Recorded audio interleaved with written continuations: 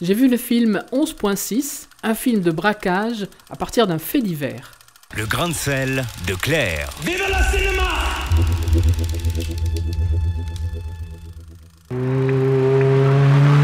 Quand t'as une belle voiture, les gens t'appellent monsieur et disaient, ça change tout. Allô, 6 Centrefort, vous en êtes où? Banque de France, on charge. Philippe Godot a imaginé l'année précédant le braquage de Tony Musulin, un fait divers qui a fait grand bruit dans les journaux de l'époque, plus de bruit que ne devrait en faire cette création.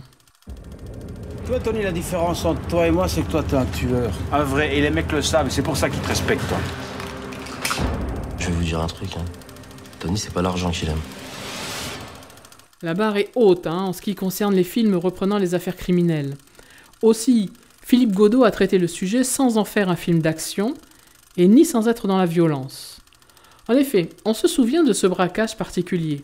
Le convoyeur Tony Musulin a réussi à détourner 11,6 millions d'euros à la banque, seul, et sans avoir à tirer un seul coup de feu.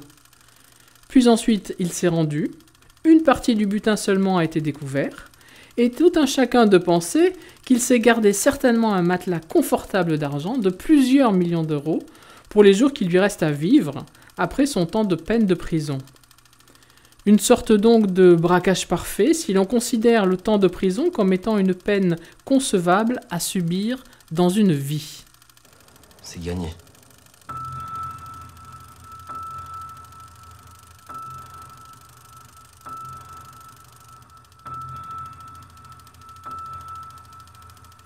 Tu disparais comme ça pendant 3 jours, moi je sais même pas où est-ce que t'es passé.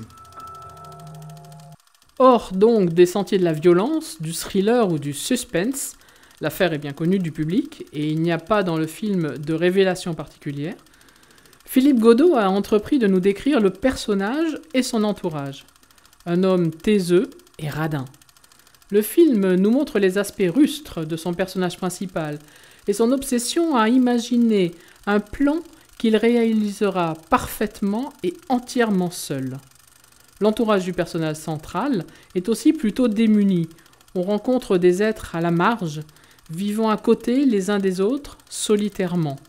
L'univers du convoyage de fond semble aussi abscon. On travaille une matière première humaine sans aucune considération. Ma vie a été un peu compliquée, mais bon là, elle est devenue très simple. Qu'est-ce que je dois pas savoir? Je pense que vous verrez ma photo dans les journaux. Tu deals du tush, tu deals de la coke, je sais pas, mec. Tu fous quoi? Puis vous allez entendre dire des trucs à la télé, sur Internet. Mais pourquoi t'as fait ça? Mais t'es malade! Réponds-moi! Si t'as encore quelque chose pour moi, regarde-moi, merde!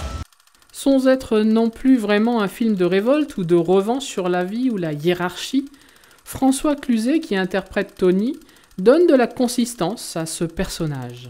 Mais il reste quand même peu de matière pour faire un film épatant.